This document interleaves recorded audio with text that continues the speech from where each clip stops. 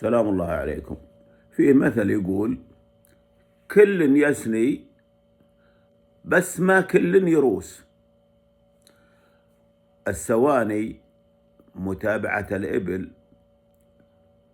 داخل المنحات اللي هي تطلع علمة من الزليب، يسوق الإبل رايحة ويسوقها جاية، إلى منها صدرت يعني شالتها الماء بالغروب.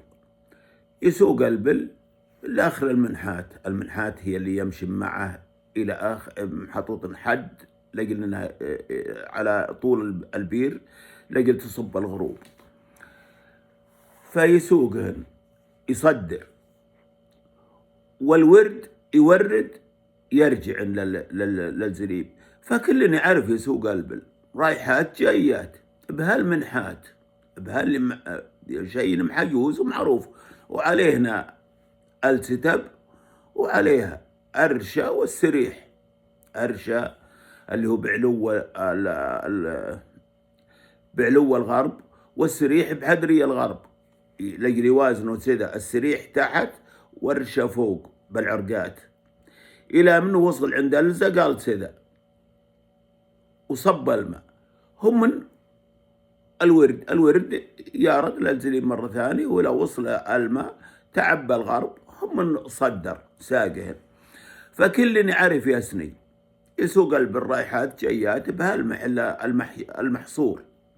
ولكن الرياسة إلى منه راح الماء مع السواتي يبي تعديل من حوض الحوض، يفتح على الحوض هذا ويشوف إذا كان متساوي ولا يساويه. هذا في أول مرة قبل مثلا يوم توه أول مرة. فالرياسة ما يعرف له إلا واحد ممارس عليه، يعرف كيف يفتح الساز، يفتح للحوض ويسد عن الحوض الثاني ويروس، اللي هو يروس طالعة من أنه ريس يعني، وهو فعلا يروس يعني يفهم وين يوجه الماء. يوجه الماء للحوض ذا، ولا أنت لو سده ووجهه للحوض ذا عندهم مسحات بتراب، يقول بالمسحات سده ويسد إلى أنت للحوض سده. هم فتح للحوض اللي بعده اللي يليه، وعارف معين ما الحوض يسقى، يعني ما يمكن يسيه مع المحل الطامن، ولا يصير مع المحل المرتفع ليجرفه، ونسقى محل الطامن قعد الماء بدناه.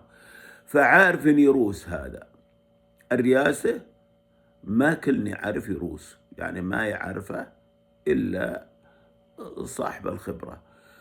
فالمثل هذا يضرب إلى أنه كل واحد له صنعته.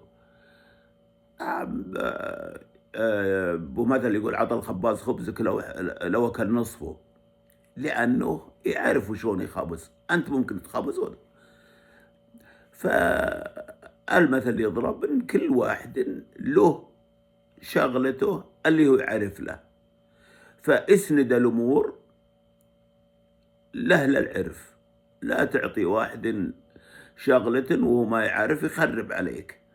فالمثل يضرب بهالصيغة: كلني يعرف يسني ولكن ما يعرف وبس ما يعرف بس ما يروس. هذا المثل، والسلام عليكم.